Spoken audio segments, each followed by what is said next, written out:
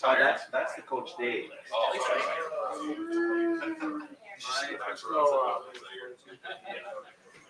Yeah, was he here once upon a time? Or?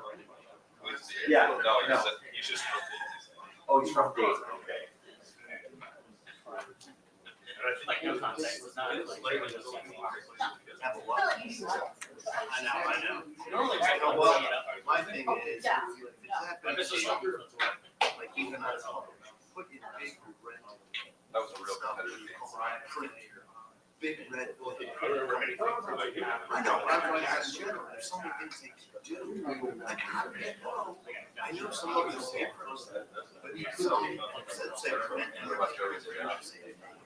it's like, I've seen several of those. oh, yeah. So which one is which one is it's not correct. You know, which is to look and say 6 hours.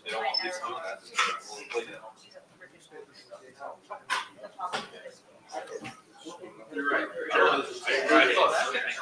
And where they're also.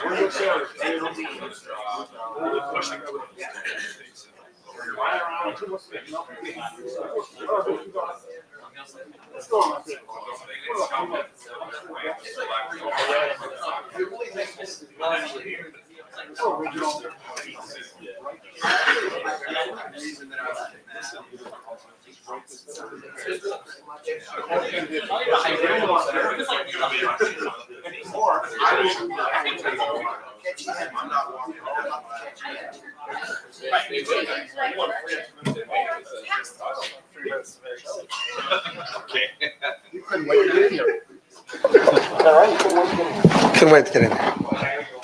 Mike, we recording. We're zooming this as well, Coach Kelly. Okay.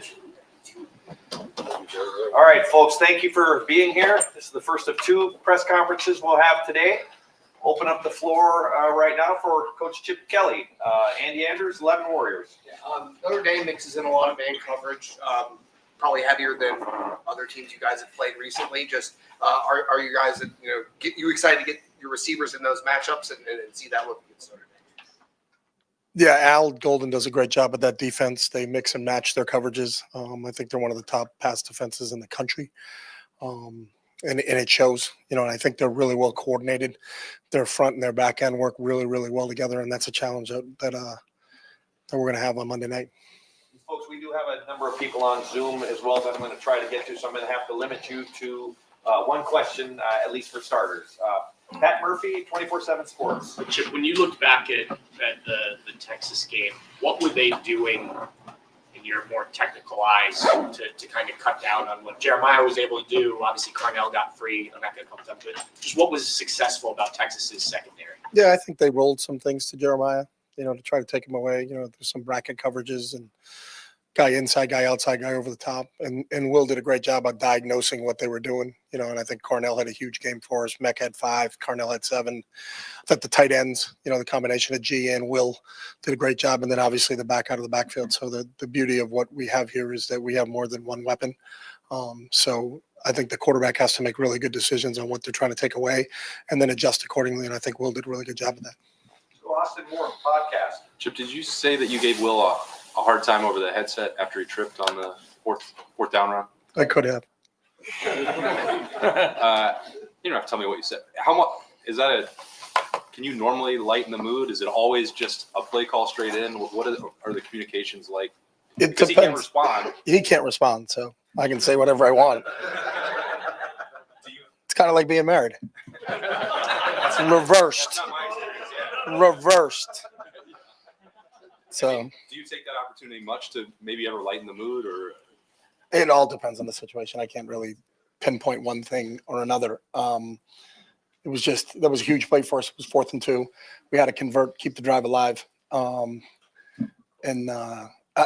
talked to him, but it wasn't the next play. It was, in between series, we had an opportunity to chat about that. So, because we still had to go down and score. So. Rob Aller, Columbus Dispatch. Yeah, hold on. I got to finish texting his wife. What he just said. Big picture. Are you happy for what's happened to Ryan Day after what he's gone through? You guys are friends, you guys are close. Just can you speak to, I know coaches sign up for the deal. Yep. But you got to be really happy for him. Yeah, I am. And I think the one thing that, knowing him for so long, I'm not surprised.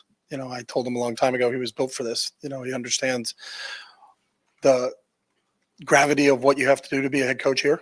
And I think he's handled it tremendously. You know, he's the same person every day. I think the consistency and how he shows up here every day and what his mission is and how he drives this entire program, coaches, people in the building, players, whatever, is very, very evident. And we get a chance to play one more game. And that's what the mantra had been since the last game of the regular season. You know, we got to keep this group together, and everything he's talked about since that day, we've done. So, you know, we got to continue it. You sense a load off his shoulders. I mean, and did you see after? No. Okay. I do not sense any load off his shoulders right now. Maybe ask me that question next Tuesday, but I do not sense any load off of his shoulders right now. No. Far left, Whitney Harding, WCMH. Chip, you mentioned the tight ends. You guys have been using that 12 personnel a little bit. What do you like about that, and how important is that going to be against a very physical defense like Notre Dame has? Yeah, I think it depends on how the other team deploys when you put that in the game. You know, so there's always a response to, we put a personnel grouping in, they have an opportunity to match that personnel. They have an opportunity to say, hey, we're going to play it in this grouping. And then do we think that matchup is favorable to us or is it favorable to them? So, you know, I think when you look at how Notre Dame does it, they're good, you know, and I think that would be an interesting matchup along with our 11 personnel and along with some of our other personnel groupings. And that's part of the game that goes on within a game. So, but we'll see how they decide that they're going to handle it. And then if it's how we thought it was going to be, then maybe we'll continue that. But if it may not be what we thought it was going to be, and then we say, all right, then that's not probably a personnel grouping we're going to use today. Stephen Means, Cleveland.com. You guys have been rotating Luke, Austin, and Tegra at those guard spots for the first two games. I think Luke played every snap at left guard. Just seeing him in extended snaps, how do you think he graded out? I think Luke did a really nice job. You know, I think part of the rotation part was Austin was banged up a little bit. So, you know, how much could we get from him? And he's a warrior and gave us everything he had. So those decisions on the reps of what we're going to do with those guys will be based upon, you know, where's our health when we get to next Sunday and Monday when we start to talk about depth. But I thought Luke with extended playing snaps did a really, really nice job. Don Taveri, WBMS. Coach, they pride themselves on defense, ranked second in the country behind Ohio State. Just how big of a challenge is it? And when you have a defense, you can be in a game, can't you?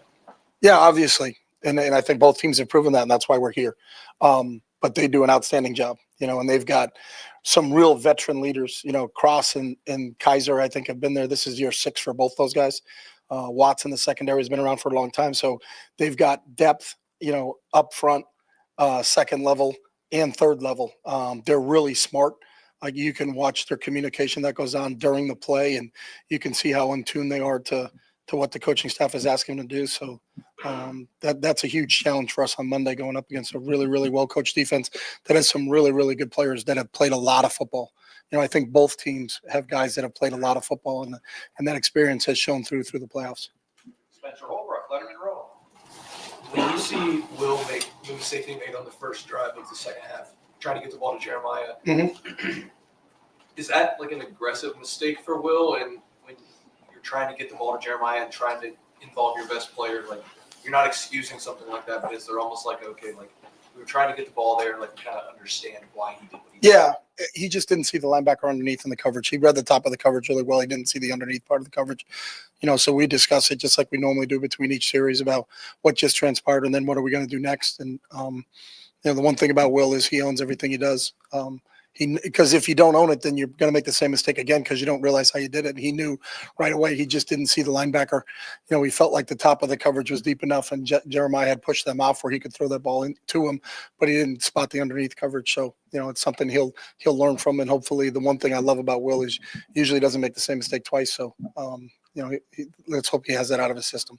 Cameron T. Robinson, The Athletic. So they obviously came into the season probably one of the best corners in the country, Ben Morrison, and he's been out all year. Leonard Moore stepped up pretty well against Penn State. So I'm just curious your thoughts on him and what that whole secondary does. Yeah, I think the whole secondary, you look at how much man they play, and the reason they do it is because they can, you know, and no one's really exploited that with them. So I think they all can cover.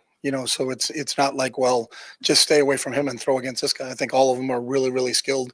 And I think how coordinated it is with the whole group, that they all have an understanding of where they're supposed to be, when they're supposed to be there. And they do a really good job with it. So I know they did lose a corner early in the season, but they've seemed to just continue to roll on defense. And the statistics will show you that.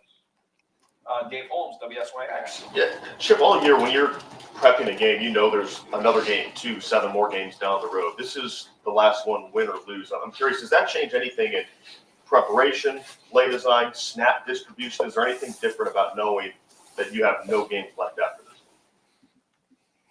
That's a good question. I don't think we've talked about that one yet, but we certainly don't save things going into games saying, hey, this is a really good deal. Let's not run it because we want to run it 3 or 4 games down the road, because you don't know who you're going to have and what you're going to do. You make your decisions based upon the personnel that's available that week, and then what's going to help you win that football game. And those are the same decisions that are being made now. So snap count going into a game, we don't really talk about that. The only time that ever comes up is when you're up and you're starting to think about substituting. So if the score is 42-7 in the third, when are we going to get Donnie out, and when are we going to get Seth out? Because you'd hate to lose a guy when the score is 42-7, in a game, because we do have multiple games to play after that. But that's the only time we've really talked about that. Dylan Davis, Delaware Gazette. After the game, Ryan, talking about that screen, said it was something that was so far from his mind, he's not even sure why you guys even practiced it. What went into the decision to dial that up there in that situation? Well, honestly, there was 29 seconds to go in the first half, and we were on our 25-yard line. So let's see if we can get something here on the first play. If we can, then we'll get into 2-minute mode. But if we can't, then you're probably going to take a knee and go in at halftime. So we thought it was a safe play to run and see if we could pop something. And obviously it worked, but it worked because Trey's a pretty good player. So if you can get him into open spaces like we did, he can stick his foot in the ground and get north and south really, really fast. Dylan, Noah Weisskopf, the Lantern. How have you seen Jeremiah respond to the game that he had? And what do you think that says about just his maturity at his age? Yeah, he's been great. We practiced yesterday, and he was flying around, excited about the opportunity to go play in a national championship. So he's always a forward-looking guy. What's next? What's the next challenge? And what do we, what do we get to do? And then that's kind of what his mindset has been like. And that does speak to his maturity, because he's always, what's the next challenge? And I think that's one of the things I love about him. Over to the right, Adam King, WBNS. Kind of twofold. What was your reaction to Jack's He said touchdown? one. Okay, sorry. What was your reaction to Jack's touchdown? Just excited. I mean, in that situation to be where that drive was, it's first and goal from the 1, after back-to-back penalties. And then, you're in a 1-score game, and they're tying it up. And we're talking about when we get the ball back, how much time is left on the clock, and then what can we do in regulation. And then for that whole series of plays, just kind of watching them unfold and what happened. But for Jack and the impact that he has on this program, and to see that whole thing kind of just out, it was kind of a storybook happening right in front of you. But it was anytime our defense can score or we can return punts for touchdowns, offensive guys get really excited. Joey Kaufman, Columbus Dispatch. How much, or if at all, have you watched last year's game against Notre Dame? And if We so, watched it, yeah. Is there anything they did in their coverage of Marvin, because he only had 3 catches that game, that would be applicable to how they might try to take away Jeremiah?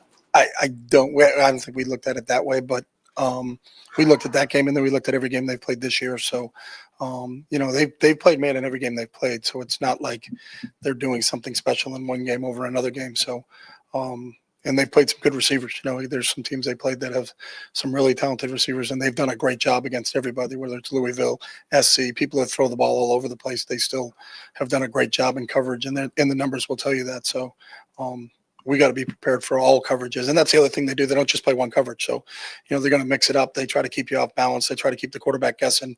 They bring different blitzes and attack your pressures in a really good manner. I think Al's background as an NFL guy, being with the Lions and being with the Bengals, has really shown there's a lot of NFL concepts that he's running there, and their players do a great job of adjusting on the fly too. So, because people try to confuse them and line up in different formations and move and things like that, and they always seem to sort it out. So. Dave Biddle, 24/7 Sports. Chip, there's like this narrative out there that I've heard from people that Ohio State wouldn't be here if they didn't lose to Michigan. I'm curious to get your thoughts on that the Michigan game woke you guys up or got you motivate or made you angry? Do you agree with that, or do you think that's nonsense? I've learned a long time ago as a coach that I'm not into narratives. So, I think we live in a week-to-week world, and that's how we've always approached things. And I think our week-to-week is just, it's the beginning of the week, and what do we do on a Monday? What's a Monday look like? What's a Tuesday look like? What's a Wednesday look like? How's your preparation? All those other things. Then you go play the game, and you got about 20 hours to adjust to what happened, whether it was a win or whether it was a loss, and then you move on to the next game. So the narrative part of it isn't something I think coaches really talk about, that this set up that, set up this. That's, you guys are the experts at writing narratives. We're just trying to get a first down. So I don't look at that from that perspective. So.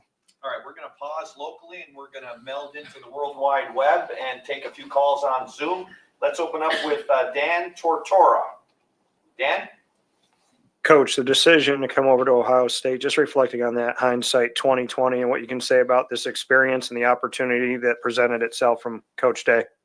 Yeah, it's been awesome. And I think just really you think about as a coach the day-to-day, so your ability to what it's like every day you're in the Woody and to be with this staff and everybody that's in this building, and then to be around these players on a daily basis is it's what's made this thing really, really special. So excited that we get an opportunity to be together for one more week, because this is an extremely close-knit group. I think the connection from the players to the coaches and players to players, coaches to coaches is really kind of special, and one of the reasons that we've had the success that we've had. So we're going to enjoy these last couple of days here in the Woody, and then get on a plane and go to Atlanta and play a game on Monday night. We'll go to Kirk Bowles. Kirk? Yeah, Chip, on the Jeremiah Smith thing, I don't know if your game plan called for him to be a All-American decoy, or did Texas just do anything special to take him out of your offense? Yeah, Pete and his staff did a really good job on the defensive side of some bracket coverages on Jeremiah, and I think Will really recognized it. That's why Carnell had a bigger game. Our tight ends were really involved. Emeka was really involved. The running back was involved. So, that's the one thing about here is we have more than one weapon at our skill positions. So quarterback's got to figure out what they're doing and then take advantage of it. I thought Will did a really good job of that. Lane Higgins from the Wall Street Journal. Lane?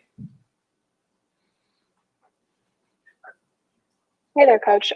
One of the things I wanted to know is about Coach Brian Hartline, and obviously it's clear that he has been an exceedingly good position coach and asset to the offense, but one of the things that he has done really well is just develop these guys, regardless of whether they're coming in as a 4 or 5 star recruit, he's sort of able to pull more out of them. So, given that you've been around many different types of position coaches in your time, what does Coach Hartline do that's different or that makes him so good at that specific aspect of his job?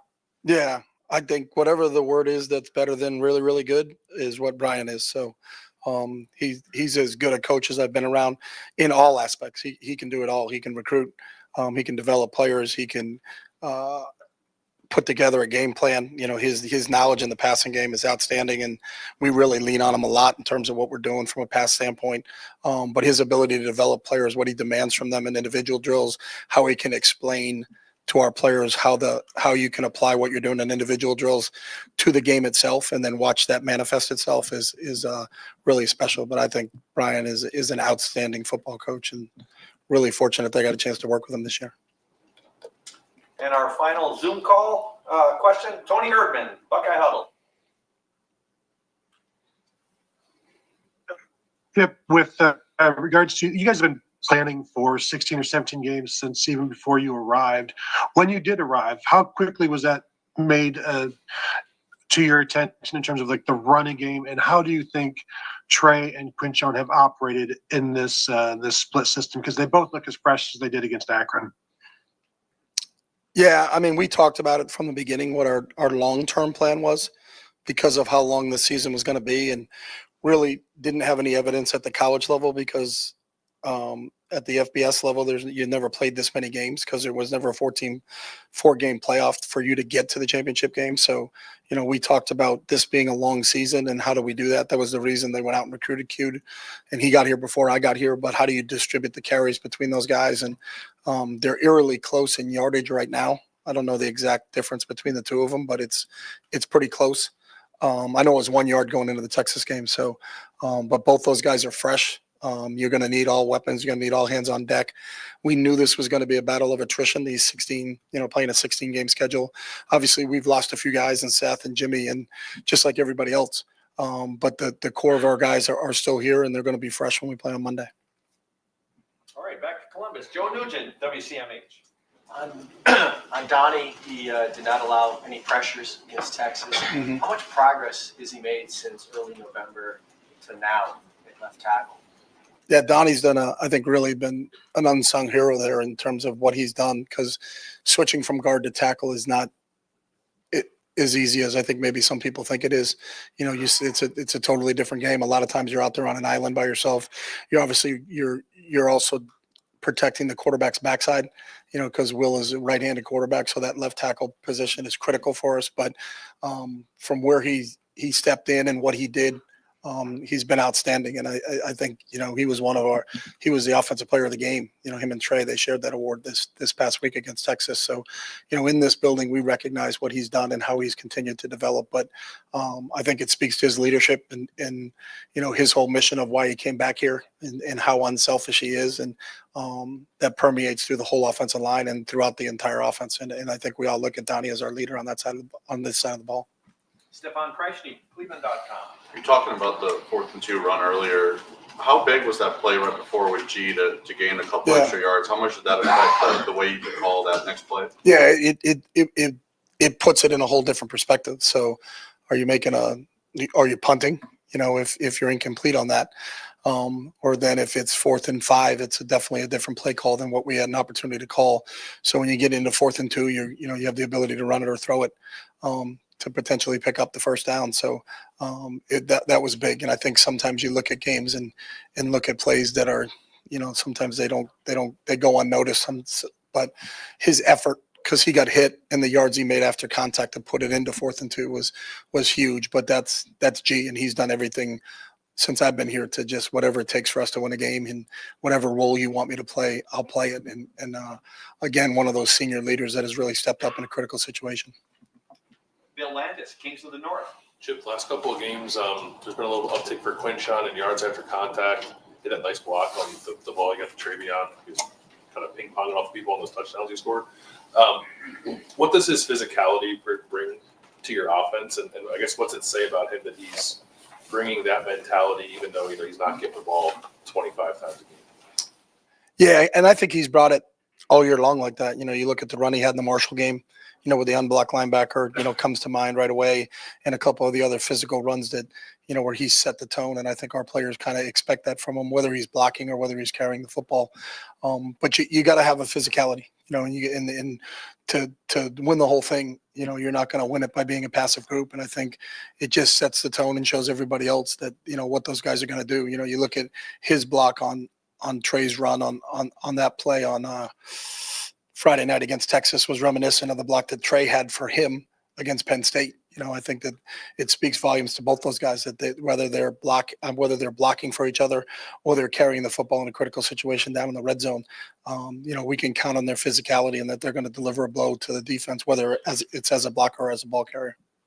Dan Hope, 11 Warriors. Chip, when you just evaluate what Will's done this season as a whole, what's impressed you most about what he's done to get you guys to this point?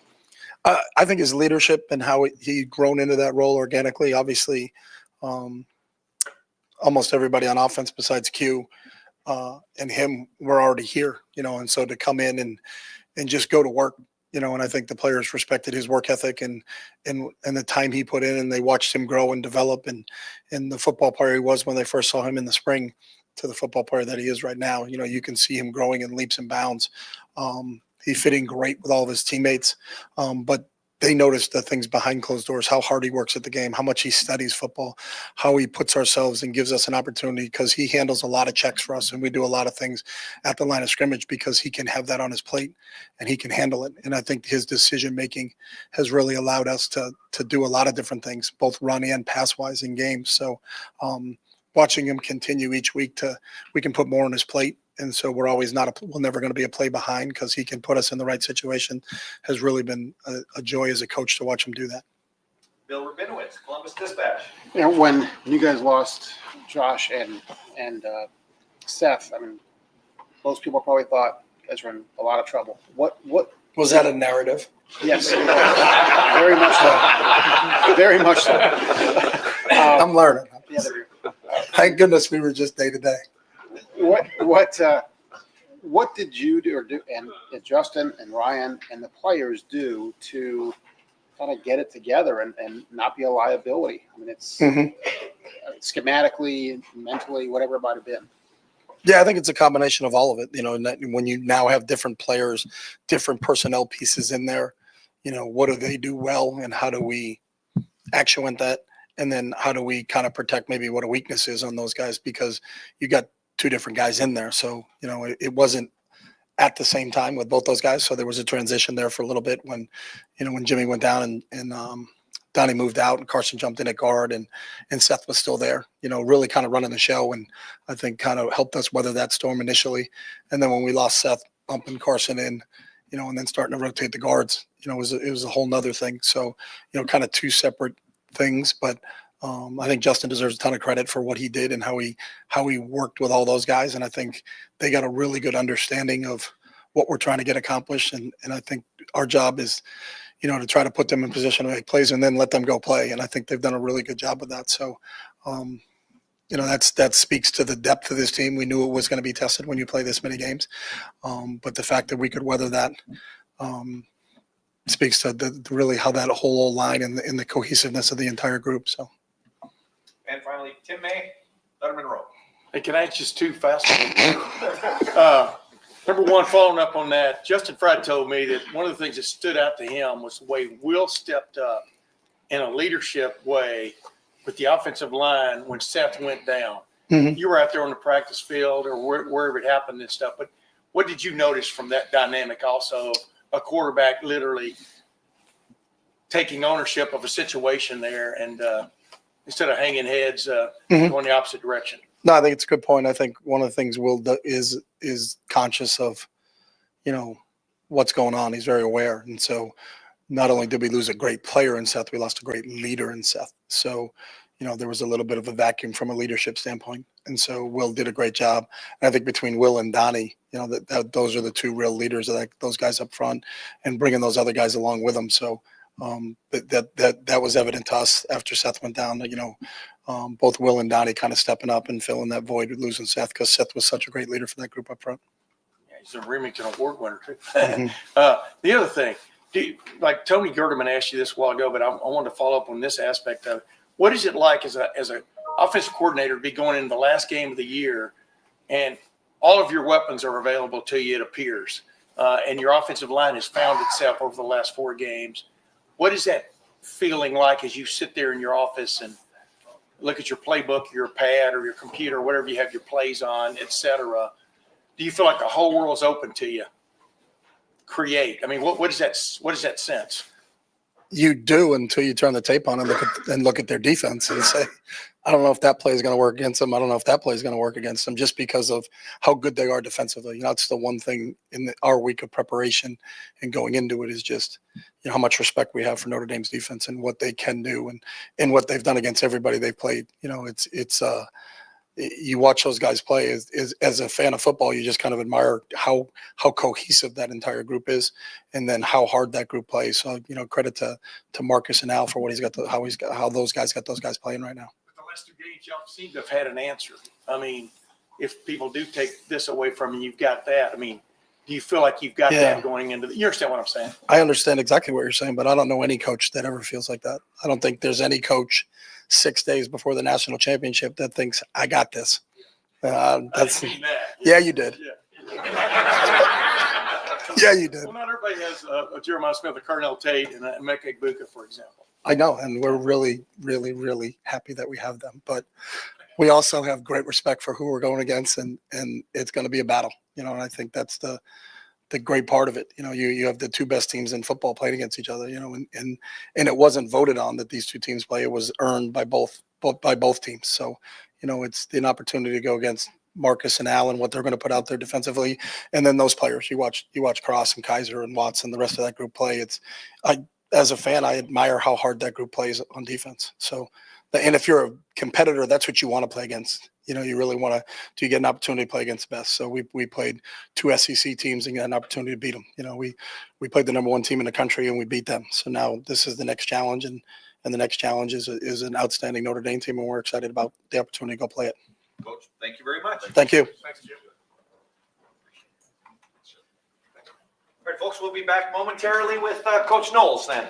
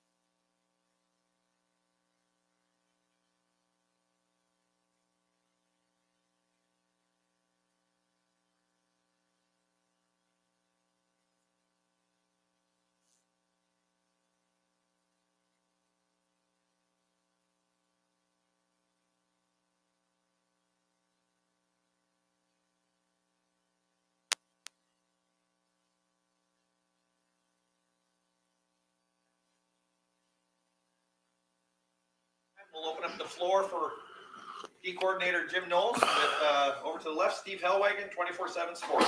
All right, Coach. The big topic from the last game was the goal line stand. Can you go through each of the 4 plays just really quickly? I know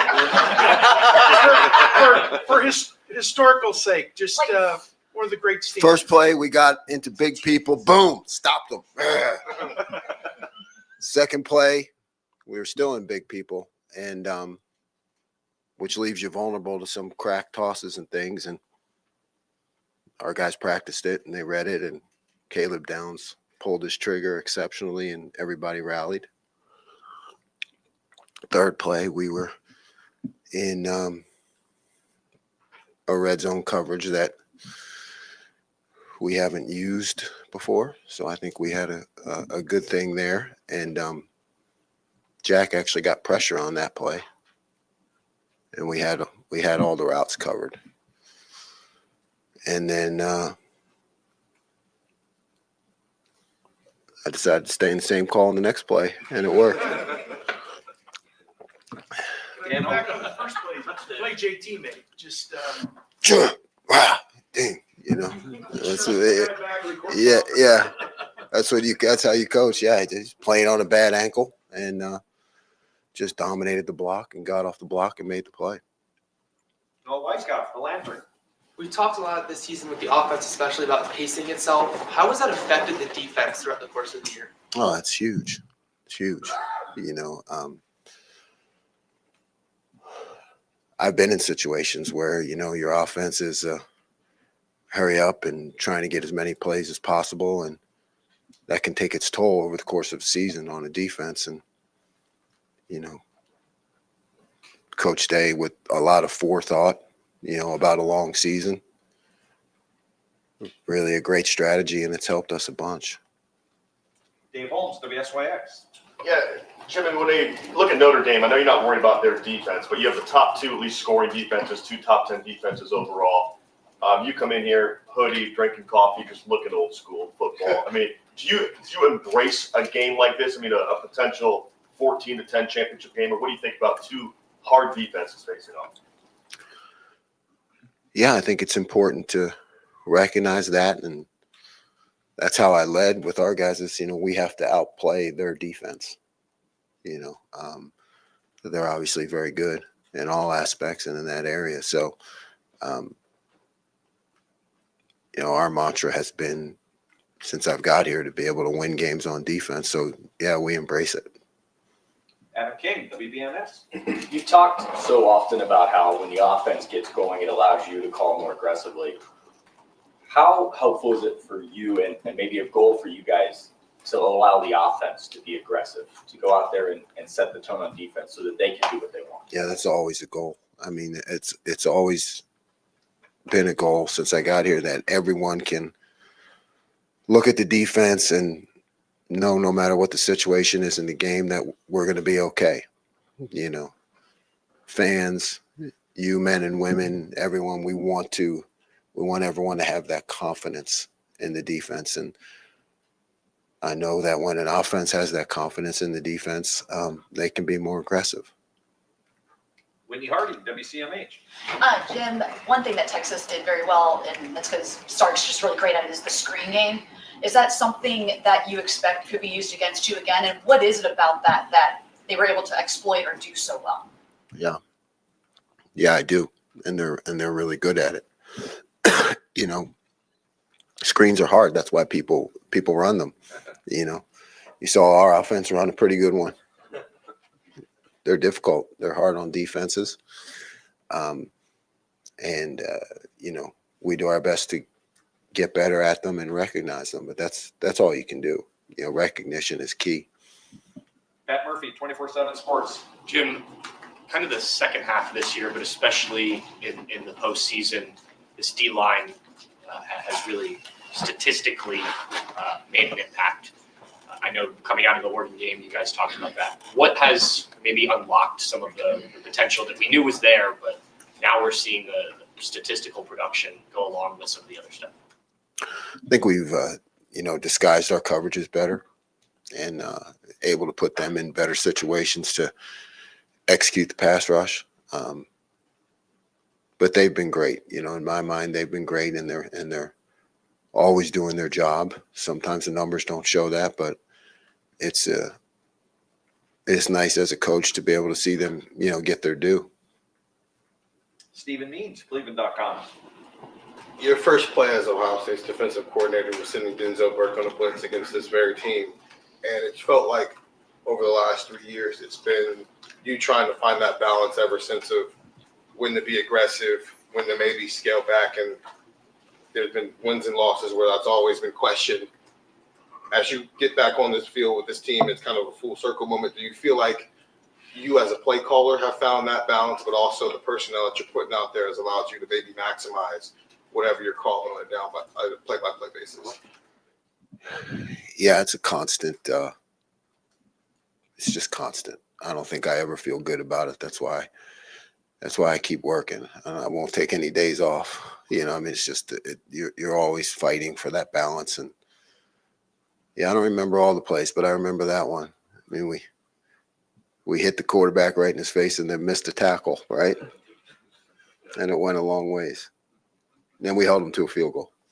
Yeah, but it's just constant work. Spencer Holbrook, Letterman Row.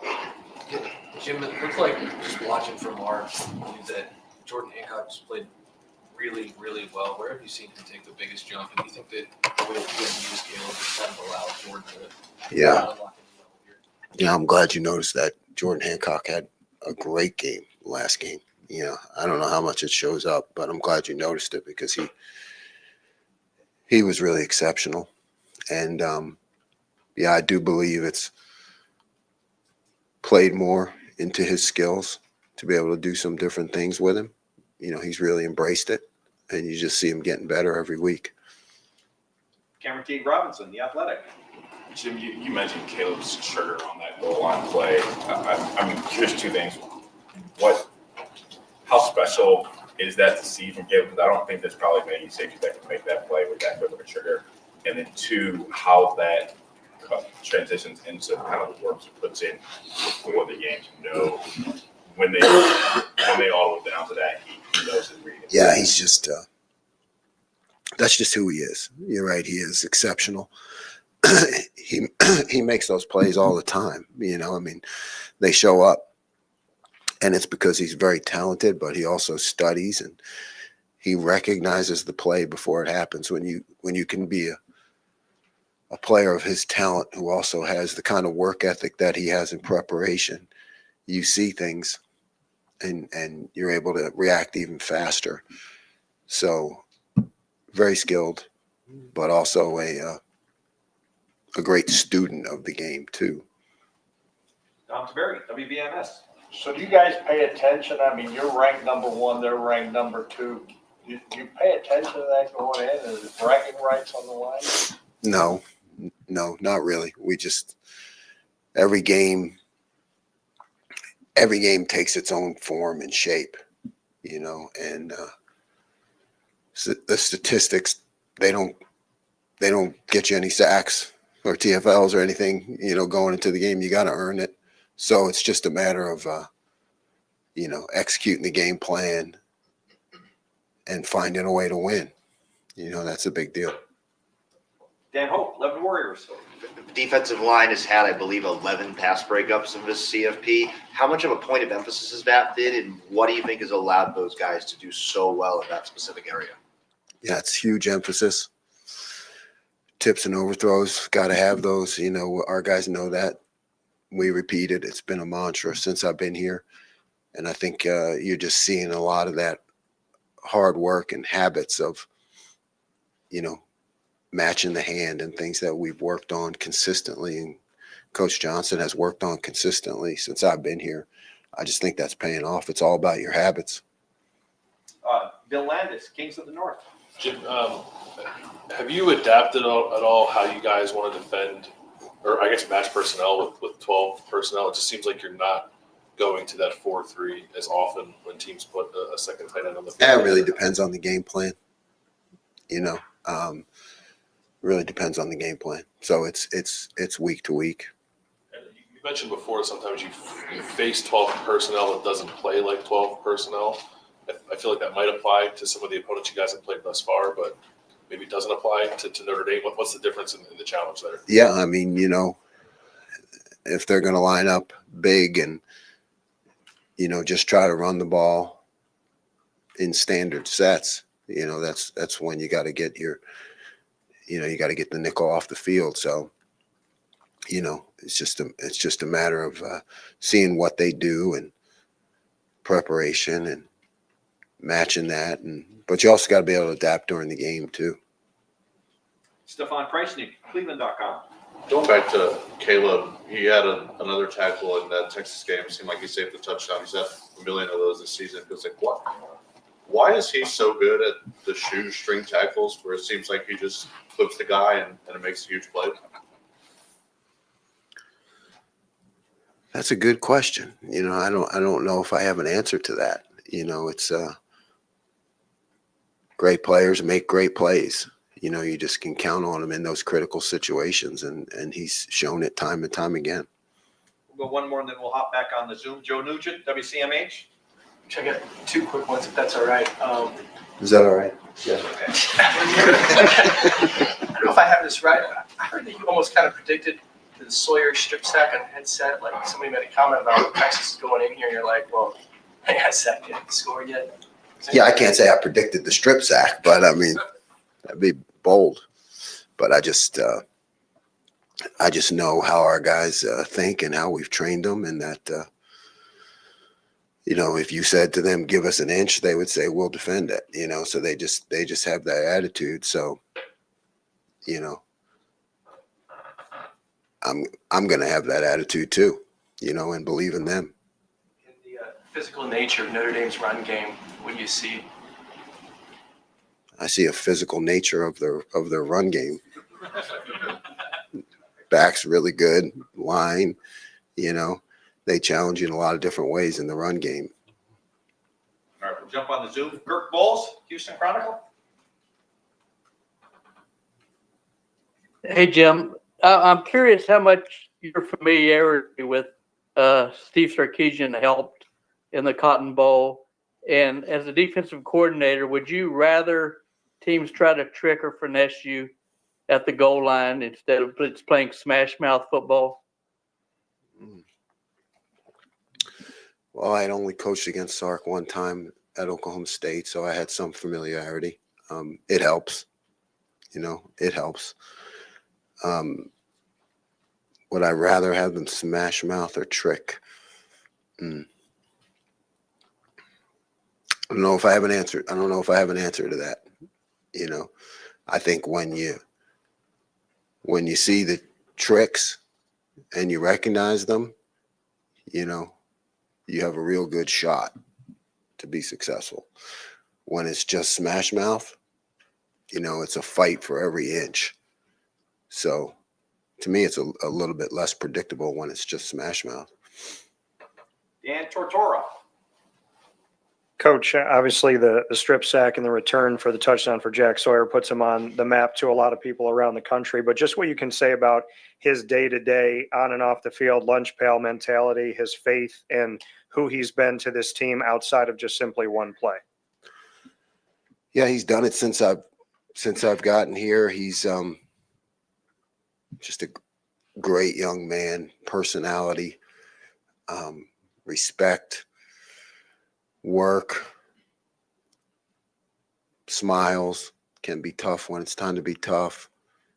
He can have fun when it's time to have fun. He's the kind of guy you want to coach, that you can always count on. Because if it's a fist fight, he'll fight. You know, if it's a finesse, he'll finesse.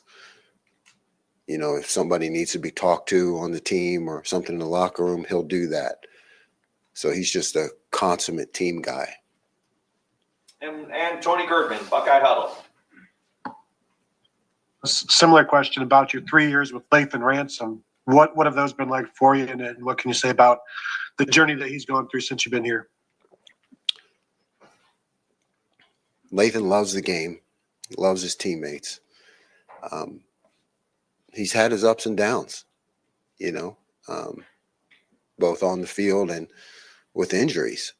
So, you know, that's just a guy that you always pull for because, you know, he's experienced both ends of it.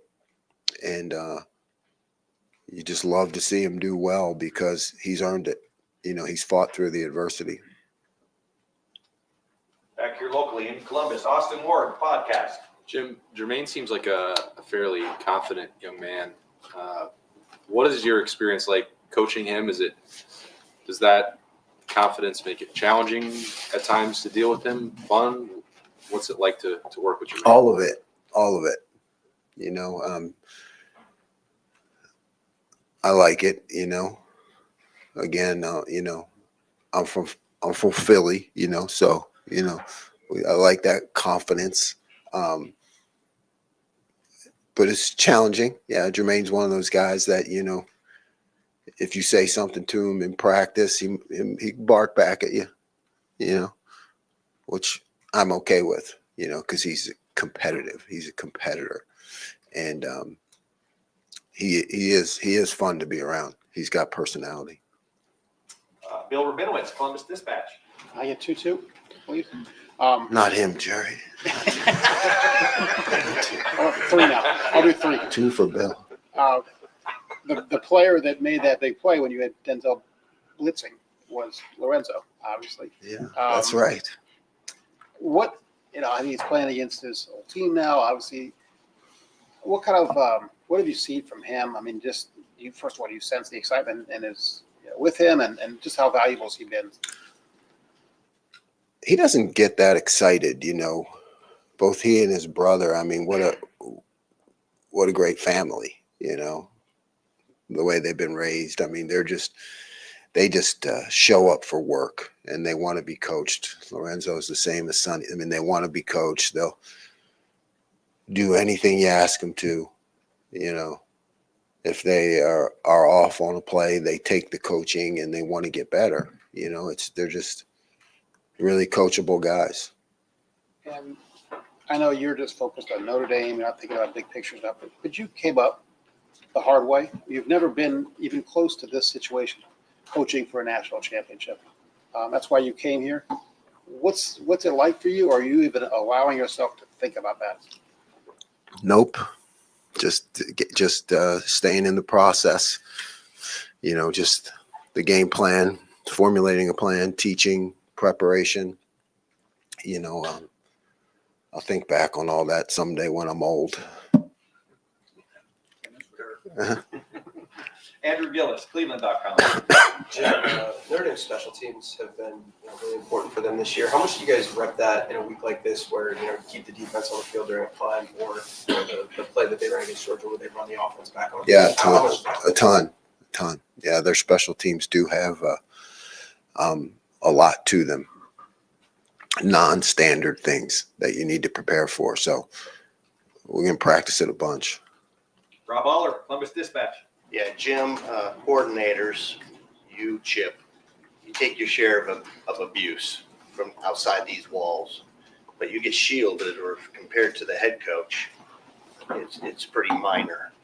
How satisfying is it to see that people are back on Ryan Day's bandwagon and the abuse he took after the Michigan game, and now it's like a lot of it's forgiven?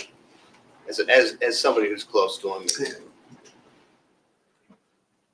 I'm happy for our coach. You know, I mean, he really is a great head coach. He's involved in all aspects. He's in touch with the players. He knows your problems. He knows your struggle. And whatever was going on there, you know, I don't get to pay attention to it because I'm involved in my own world. But thanks for telling me people abuse me too. I mean, I didn't. Yeah, I tell that story. I remember when because I have teammates in town, you know, college teammates. One of them owns a restaurant. One's a big lawyer, you know. And in the beginning when they say, hey, don't worry what everybody's saying about you, you know. So I didn't know they were saying that about me. Thanks for telling me, though. But in terms of our head coach, I mean, there's not a person in this building, no matter what your job is, or anybody who knows him doesn't, we all know that he would do anything for the team or the players, and he works extremely hard, and he doesn't let anything from the outside world affect us. He's very protective of our job and the players, and making sure that we have it the best that it can be. So yes, I'm very happy for him. He deserves it. He deserves all the recognition and support from anyone who's a fan of this program. If you saw inside how Coach Day works and the feeling the players have for him, and how consistent he is and supportive, and then look at the players. I mean, we have really good kids,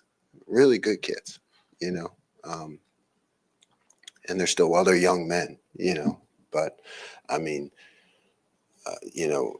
so how the players operate in the community, and all the good things that happen, and the negative things that don't happen, the kind of discipline and selflessness we have in the program. That's all a function of Coach Day's effort and what he puts into it. Dave Biddle, 24/7 Sports. Jim, how would you describe how you're deploying Caleb Downs in this defense? He almost looks like a hybrid Mike at times. Like how would you describe it? I'm not going to divulge any of that information. Well, okay, one follow-up then. How's Denzel Burke doing? I know on Sunday, Coach Day said that he expects him to play. What's the latest with Denzel? Yeah, as far as I know. And again, that's above my pay grade, but I mean, as far as I know, everything is good, minor thing that he's working through. Joey Kaufman, Columbus Dispatch. Jim, how has it benefited your defense is much older this year? Everybody, with the exception of Caleb, is a junior or senior. What has been the benefit of having that much experience to get to this point? Yeah, I don't think you can really quantify it. It's amazing. It would be hard to put it into actual words, everywhere I've ever been, when you get in the system and you learn it, and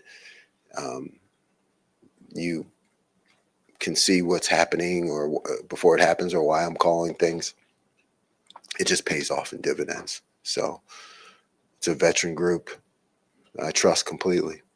Does it pay off, like, in terms of what sort of their recognition? Is it like week to week? Is it in game? Like, where It's both. It's week to week. It's learning the game plan, why we're doing things. But then those they're always unscripted plays, right? That's what people need about the game. I mean, there are things you practice all week and they never happen, and then there are things that you didn't know were going to happen and they happen. So how they react to that and how they handle that is huge, and much better with a veteran group. Stevie, I know I called on you once, and you're Steve Hellwagon, 24/7 follow-up. Sports. Quickie then, okay. Very quick. How much does that cost? I don't know. I haven't got it, whatever it is.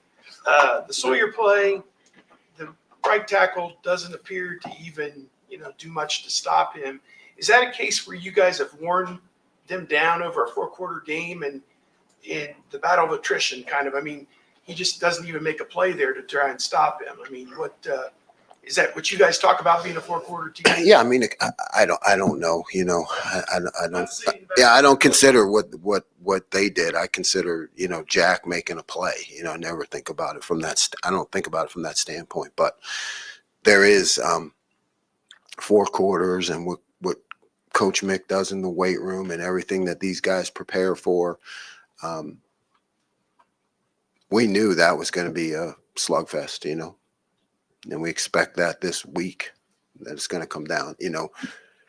First 2 games we got ahead, but let me tell you something. Texas is really good. They're really good, really good. We'll wrap things up with Tim May, let him run. Yeah, I don't mean to be smart aleck here, but Why are you write- always last? He's always last. Is that it? I know, I always get here late. Did you write on the bulletin board or the chalkboard, y'all's first meeting back, wheel route? I mean, did that bother you to give up 2 wheel routes for 2 wheel touchdowns? routes, Yeah, Yeah, thanks. because they had Thanks. 2 touchdowns. You know, Thanks. go ahead though. I mean, Yeah, no, what's the lesson learned there? I guess. coach better. Yeah. That's the lesson learned. Need to coach the wheel route better.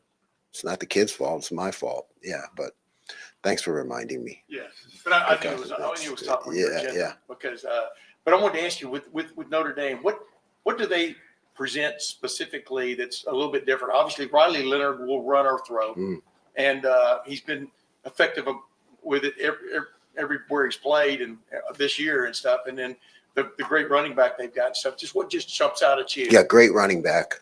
Great quarterback who is an incredible competitor. Like, I know him from Duke. I mean, he came in after me, but the way everybody talked about him there, I mean, he's a guy that, you know, he'll scrape himself off the ground and keep playing. I mean, he's just going to keep coming at you. And he's tough and he's fast. So you got the running back, but then you have that whole quarterback run game, which is different, and the scramble game where he makes a lot of plays. Thank you, man. Coach, thank you very much. Thanks. Thanks for your time. Thanks, Jim.